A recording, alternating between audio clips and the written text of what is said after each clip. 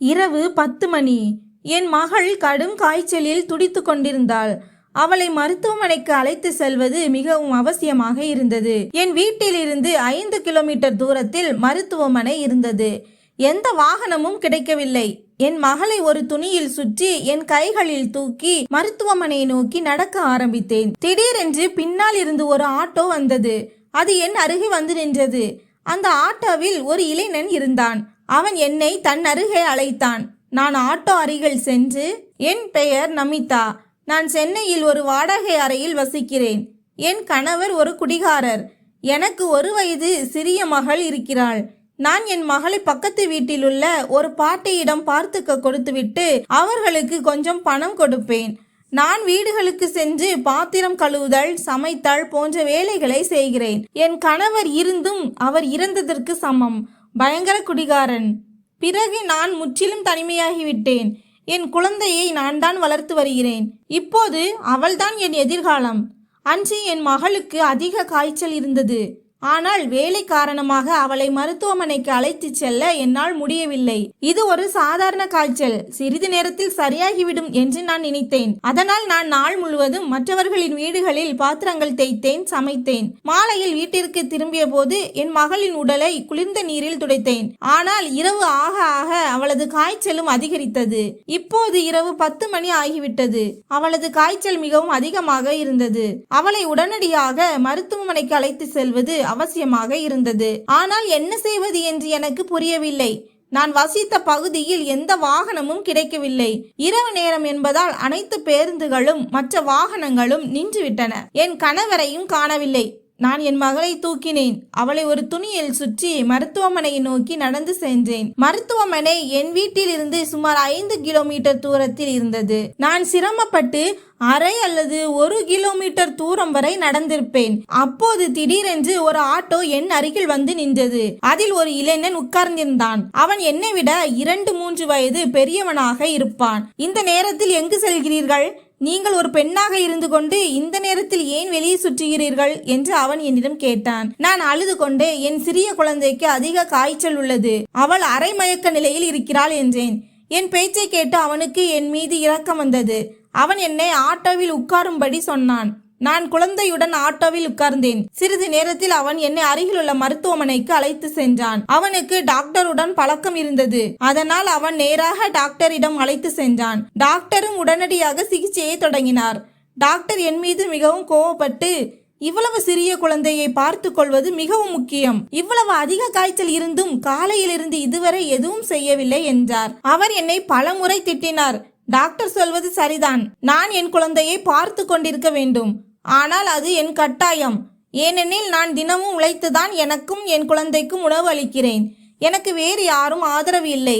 நான் வெளியே ஒரு பெஞ்சில் உட்கார்ந்திருந்தேன். அந்த ஆட்டோக்காரன் என்னிடம் எந்த பழக்கமும் இல்லாதிருந்தும் என்னுடன் நின்றிருந்தான்.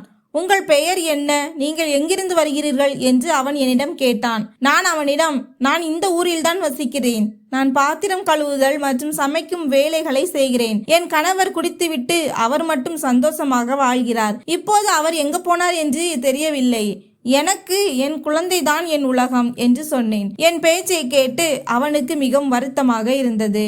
நான் அழுது கொண்டிருந்தேன். அவனுக்கு மீண்டும் மீண்டும் நன்றி சொன்னேன். டாக்டர் என் மகளுக்கு மருந்துகளை கொடுக்க தொடங்கினார். அந்த ஆட்டோக்காரன் கிட்டத்தட்ட 1 மணி நேரம் என்னுடன் நின்றிருந்து, பிறகு நான் இப்போது செல்கிறேன் என்றான். நான் என் பையிலிருந்து சில பணத்தை எடுத்து அவனுக்கு கொடுக்க முயன்றேன். ஆனால் அவன் பணத்தை வாங்க மறுத்துவிட்டு அங்கிருந்து கிளம்பினான். நான் மீண்டும் அவனுக்கு நன்றி சொன்னேன்.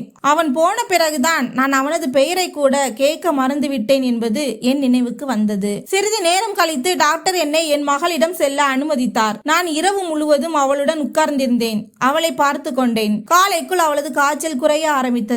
காலை 9 மணி அளவில் அதே ஆட்டோக்காரன் என் மகளை பார்க்க மீண்டும் மருத்துவமனைக்கு வந்தான். நான் குழந்தையிடம் உட்கார்ந்திருந்தேன். அவனை பார்த்து எனக்கு மிகவும் ஆச்சரியமாக இருந்தது. அவன் உள்ளே வந்து, இப்போது உங்கள் மகளுக்கு காய்ச்சல் சரியாகி விட்டதா என்று கேட்டான். நான் அவனை பார்த்து சிரித்து கொண்டே மீண்டும் நன்றி சொன்னேன். எதற்கு நன்றி? இது போன்ற விஷயங்களுக்காக நன்றி சொல்லக்கூடாது என்றான். பிறகு நாங்கள் இருவரும் பேச ஆரம்பித்தோம். நான் முதலில் அவனிடம் பெயரை கேட்டேன். அவன், என் பெயர் சரத்குமார், நான் ஒரு கிராமத்தை சேர்ந்தவன், இங்கே ஆட்டோ ஓட்டுகிறேன். ஒருவருக்கொருவர் உதவுவது மனித நேயம் என்றான். இப்படியே பேசிக்கொண்டே நிறைய நேரம் சென்றது. சிறிது நேரம் கழித்து டாக்டர்கள் வந்தனர். சரத்குமார் அவர்களிடம் குழந்தையின் உடல்நிலை எப்படி உள்ளது என்று கேட்டார். டாக்டர் குழந்தையின் நிலை இப்போது நன்றாக உள்ளது, சிறிது நேரத்தில் அவளை டிஸ்சார்ஜ் செய்து விடுவோம் என்று பதிலளித்தார். நான் இதுவரை எதுவும் சாப்பிடவில்லை. அப்போது சரத்குமார் ஹோட்டலுக்கு சென்று எனக்காக காலை உணவு வாங்கி வந்தான். நான் அவனை பார்த்து கொண்டே இருந்தேன். இந்த சரத்குமார் யார், எனக்காக ஏன் இவ்வளவு செய்கிறான் என்று என் மனதிற்குள் நினைத்து கொண்டேன். அவன் கொண்டு வந்த காலை உணவை நான் சாப்பிட்டேன். சிறிது நேரம் கழித்து டாக்டர் என்னை கவுண்டருக்கு அழைத்தார். அவர் 4500க்கு பில் தயாரித்தார். அதை பார்த்து நான் அதிர்ச்சியடைந்தேன். என்னிடம் பணம் இருந்தது, ஆனால் நான் எல்லா பணத்தையும் வீட்டில்தான் வைத்திருந்தேன். என்னிடம் 2000 மட்டுமே இருந்தது. என்ன செய்வது என்று எனக்கு புரியவில்லை. சரத்குமார் அங்கேயே இருந்தான். நான் அவனிடம், என் பணம் வீட்டில் உள்ளது, என்னிடம் 2000 மட்டுமே உள்ளது. நீங்கள் என்னை வீட்டிற்கு அழைத்து செல்கிறீர்களா? நான் வீட்டிற்கு சென்று பணம் எடுத்து வர வேண்டும் என்றேன். எவ்வளவு பணம் குறைவாக உள்ளது என்று அவன் கேட்டான். இன்னும் 2000 குறைவாக உள்ளது. டாக்டர் 4500க்கு பில் தயாரித்துள்ளார். அவரிடம் கேட்டு 500 குறைத்துள்ளேன். அப்போது அவன் தனது பாக்கெட்டில் இருந்து 2000 எடுத்து என் 2000 உடன் சேர்த்து 4000 பில்லை கவுண்டரில் கட்டினான். பிறகு குழந்தையை தூக்கி ஆட்டோவில் உட்காருங்கள் என்றான். நாங்கள் இருவரும் ஆட்டோவில் உட்கார்ந்தோம். சரத்குமார் ஆட்டோவை ஓட்டி கொண்டிருந்தான். நான் வழி முழுவதும் அவனை பற்றி மட்டுமே யோசித்து கொண்டிருந்தேன். அவனும் சில சமயங்களில் ஆட்டோவின் கண்ணாடியில் என் பக்கம் பார்ப்பான். நான் பார்க்க அழகாகவும் இளமையாகவும் இருந்தேன். சரத்குமாரும் உயரமான கட்டுமஸ்தான அழகான இளைஞனாக இருந்தான். நான் அவனுக்கு வழி காட்டி கொண்டிருந்தேன். சிறிது நேரத்தில் நாங்கள் என் வாடகை வீட்டிற்கு வந்து சேர்ந்தோம். அவன் வீட்டின் வெளியே ஆட்டோவை நிறுத்தினான். நான் ஆட்டோவிலிருந்து இறங்கி அவனை வீட்டிற்குள் வருமாறு அழைத்தேன். ஆனால் அவன், நான் அவசரமாக இருக்கிறேன், பிறகு ஒருமுறை வருகிறேன் என்றான். நான் அவனை 5 நிமிடங்கள் நிற்குமாறு கூறினேன். நான் விரைவாக வீட்டிற்குள் சென்றேன். குழந்தையை கட்டிலில் படுக்க வைத்துவிட்டு அவனுக்கு பணம் கொடுக்க 2000 எடுத்து வெளியே வந்தேன். நான் சரத்குமாருக்கு பணம் கொடுக்க முயன்றேன். ஆனால் அவன் அதை வாங்க மறுத்துவிட்டு வேண்டாம் என்றான். என் கண்களில் கண்ணீர் வந்தது. சில நொடிகளுக்கு பிறகு அவன் ஆட்டோவை எடுத்துக்கொண்டு கிளம்பினான். நான் மீண்டும் வீட்டிற்குள் வந்தேன். சமைக்க ஆரம்பித்தேன். வீட்டு வேலைகளை பார்த்து கொண்டேன். நான் மீண்டும் வேலைக்கு செல்வது அவசியமாக இருந்தது. நான் என் மகளை பக்கத்து வீட்டில் உள்ள பாட்டியிடம் விடுவேன். அவர்களுக்கு கொஞ்சம் பணம் கொடுப்பேன். அவர்கள் அவளை பார்த்து கொள்வார்கள். நான் வழக்கம் போல் மற்றவர்களின் வீடுகளுக்கு சென்று பாத்திரங்கள் தேய்த்தல் மற்றும் சமைக்கும் வேலைகளை செய்ய ஆரம்பித்தேன். ஒரு நாள் காலை 10 மணிக்கு பாத்திரங்கள் தேய்த்துவிட்டு சமைத்துவிட்டு என் அறைக்கு திரும்பி கொண்டிருந்தேன். அப்போது திடீரென்று என் பக்கத்தில் ஒரு ஆட்டோ வந்து நின்றது. அது சரத்குமார் தான்.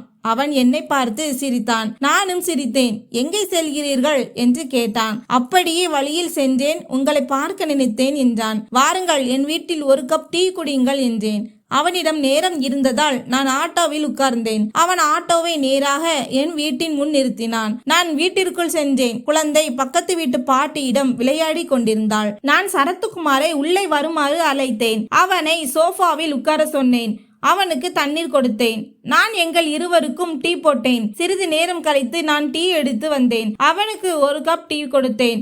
எனக்கும் ஒரு கப் எடுத்துக்கொண்டேன். நான் தரையில் உட்கார்ந்திருந்தேன். சரத்குமார் சோஃபாவில் உட்கார்ந்திருந்தான். அவன் என்னிடம் என் மகளின் உடல்நிலை பற்றி விசாரித்தான். குழந்தை எப்படி இருக்கிறது என்று கேட்டான்.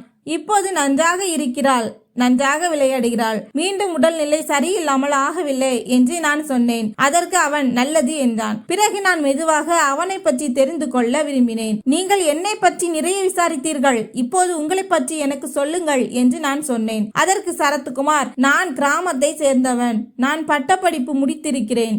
இங்கு ஆட்டோ ஓட்டுகிறேன். நல்ல பணம் கிடைக்கிறது. என் பெற்றோர்கள் கிராமத்தில் வசிக்கிறார்கள். எனக்கு திருமணம் நடந்தது. ஆனால் அந்த பெண் சிறிது நாட்களிலேயே என்னை பிடிக்கவில்லை என்று விவாகரத்து பண்ணிவிட்டாள் என்று கூறினான். அவன் கதையை கேட்டு நானும் மிகவும் வருந்தினேன். அதற்குள் டீ முடிந்துவிட்டது. நான் என் வீட்டுக்கு சாப்பிட எப்போது வருவீர்கள் என்று கேட்டேன். அதற்கு அவன் சாப்பிட வேண்டியதில்லை என்றான். ஆனால் அவன் எனக்கு நிறைய உதவி செய்ததால் நான் அவனை கண்டிப்பாக நீங்கள் சாப்பிட வேண்டும் என்றேன். அப்போது அவன் மாலை 6 மணிக்கு வருகிறேன், இப்போது நான் வேலைக்கு செல்ல வேண்டும் என்றான். நான் 6 மணிக்கு வராதீர்கள், அப்போது நான் வேலைக்கு செல்ல வேண்டும். நீங்கள் 8 மணிக்கு வாருங்கள், அப்போது நான் சமைத்து விடுவேன் என்றேன். அவன் சரி என்றான். அன்று நான் மிகவும் மகிழ்ச்சியாக இருந்தேன். அதனால் விரைவாக வேலைக்கு சென்றேன். எல்லா வீடுகளிலும் சமைத்து சுமார் 7:30 மணிக்கு வீட்டிற்கு திரும்பினேன். உடனடியாக சரத்குமாருக்காக நல்ல உணவு சமைக்க ஆரம்பித்தேன்.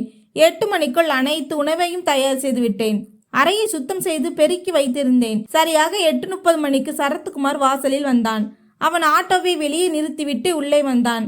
கை கால்களை கழுவ அவனுக்கு தண்ணீர் கொடுத்தேன். அவன் புத்துணர்ச்சியுடன் வந்த பிறகு நான் அவனுக்கு உணவு பரிமாறினேன். நீங்கள் சாப்பிட்டீர்களா என்று அவன் கேட்டான். இல்லை, உங்கள் சாப்பாடு முடிந்ததும் நான் சாப்பிடுவேன் என்றேன். ஆனால் அவன், நீங்களும் உங்களுக்காக ஒரு தட்டு வைத்துக் கொள்ளுங்கள், எனக்காக காத்திருக்க வேண்டாம் என்றான். அப்போது நாங்கள் இருவரும் ஒன்றாக உட்கார்ந்து சாப்பிட ஆரம்பித்தோம். பேசிக்கொண்டே சாப்பிட்டு முடித்தோம். என் மகள் அப்போது தூங்கி கொண்டிருந்தாள். சாப்பிட்ட பிறகு அவன் என் கையில் ஒரு சிறிய பாக்கெட்டை கொடுத்தான். நான் இதில் என்ன இருக்கிறது என்று கேட்டேன். அதற்கு அவன், நீங்களே திறந்து பாருங்கள் என்றான். நான் பாக்கெட்டை திறந்தபோது அதில் என் மகளுக்காக ஒரு சிறிய கொலுசு இருந்தது. இதை பார்த்து என் கண்களில் கண்ணீர் நிறைந்தது. ஏனென்றால் என் பொருளாதார நிலை மிகவும் மோசமாக இருந்ததால் என் மகளுக்கு இதுவரை ஒரு கொலுசு கூட வாங்க முடியவில்லை. என் மகளிடம் சரத்குமாருக்கு இருந்த இந்த அன்பு மற்றும் பாசத்தை கண்டு நான் உணர்ச்சி வசப்பட்டேன். பெத்த தகப்பனுக்கு மகள் மேல் பொண்டாட்டி மேல் அக்கறை இல்லை. குடித்து குடித்து எங்க போனான் என்றே தெரியவில்லை. ஆனால் சரத்குமார் என் மகள் மீது காட்டிய அக்கறையை பார்த்து என் கண்களில் இருந்து கண்ணீர் வழிந்தது. நான் திடீரென்று அவன் கையை பிடித்து சத்தமாக அழ ஆரம்பித்தேன். சரத்குமார் எனக்கு ஆறுதல் சொன்னான். ஆனால் என் அழுகை நிற்கவில்லை. அவன் என் கண்ணீரை துடைத்துவிட்டு, ஏன் இவ்வளவு அழுகிறீர்கள் என்று கேட்டான். நமது உறவு என்ன? நீங்கள் எனக்கு யார்? என் குழந்தைக்கு இவ்வளவு செய்தீர்கள், எங்களை மருத்துவமனைக்கு அழைத்து சென்றீர்கள், பணம் கொடுத்தீர்கள், ஏன் என்று கேட்டேன். அதற்கு அவன், அதற்கு காரணம் எதுவும் இல்லை. ஆனால் நான் உங்களை முதலில் பார்த்த போதே யாரோ ஒருவர் எனக்கு நெருக்கமானவர் போல் தோன்றியது. உங்களை பார்த்தால் உதவ வேண்டும் என்று எனக்கு தோன்றுகிறது. ஒருவேளை நான் உங்களை விரும்ப ஆரம்பித்திருக்கலாம். நான் உங்களை காதலிக்கிறேன் என்றான். அவனது இந்த வார்த்தைகளை கேட்டு நான் அதிர்ச்சி அடைந்தேன். நான் ஒரு திருமணமானவள், எனக்கு ஒரு குழந்தை இருந்தது. அவன் என்னிடம் காதல் பற்றி பேசிக் கொண்டு இருந்தான். அவன் என்னிடம், உங்கள் கணவர் இருக்கிறாரோ இல்லையோ தெரியவில்லை, நீங்கள் தனியாக குழந்தையுடன் இருக்கிறீர்கள், உங்களுக்கு விருப்பம் இருந்தால் நாம் திருமணம் செய்து கொள்ளலாமா என்று கேட்டான். என் கண்ணீர் மீண்டும் பெருகியது. நான் சரத்குமாரை பார்த்து அழ ஆரம்பித்தேன். அவனது கரங்களில் எனக்கு ஆறுதல் கிடைத்தது. இது என் காதலின் அமைதியான சம்மதம். அவன் என் கண்ணீரை துடைத்தான். அந்த இரவு நாங்கள் இருவரும் ஒருவருக்கொருவர் காதலை வெளிப்படுத்தினோம். நாங்கள் இருவரும் மிகவும் மகிழ்ச்சி அடைந்தோம். இப்படி சில நாட்கள் நாங்கள் சந்தித்துக் கொண்டோம். ஒருவருக்கொருவர் புரிந்து கொண்டு வாழ்ந்து வந்தோம். சரத்குமார் என்னை மிகவும் விரும்பினான். சில நாட்களிலேயே நாங்கள் திருமணம் செய்து கொண்டோம். சரத்குமார் என் குழந்தையையும் முழுமையாக ஏற்றுக்கொண்டான். இப்போது நானும் சரத்குமாரும் அன்புடன் வாழ்ந்து வருகிறோம். எங்கள் வீடு மகிழ்ச்சியும் ஆனந்தமும் நிறைந்துள்ளது. நண்பர்களே, வாழ்க்கையில் நெருக்கடியான நேரத்தில் யாருக்கும் உதவி தேவைப்படலாம். சில நேரங்களில் இந்த உதவி ஒரு அந்நியரிடமிருந்தும் கிடைத்து விடுகிறது. ஒரு தனித்த தாயின் போராட்டமும் அவளது வலியும் ஒரு அந்நிய இளைஞனின் மனித நேயமும் இன்றும் இந்த உலகில் காதல் உயிர்ப்புடன் இருக்கிறது என்பதை நிரூபித்துள்ளன. நாம் ஒருபோதும் ஒருவரது துயரத்தை கேலி செய்யக்கூடாது என்பதையும் மறந்துவிடக் கூடாது. ஏனென்றால் நமது சிறிய உதவி கூட அவர்களின் வாழ்க்கையின் நம்பிக்கையாக மாறலாம். மேலும் காதல் ஒருவரின் சூழ்நிலையை பொறுத்தது அல்ல, மாறாக இதயத்தின் அன்பை பொறுத்தது. இந்த கதை உங்களுக்கு பிடித்திருந்தால் சேனலை சப்ஸ்கிரைப் செய்யுங்கள், வீடியோவிற்கு ஒரு லைக் செய்யுங்கள். மீண்டும் ஒரு சுவாரஸ்யமான கதையுடன் உங்களை சந்திக்கிறேன். நன்றி.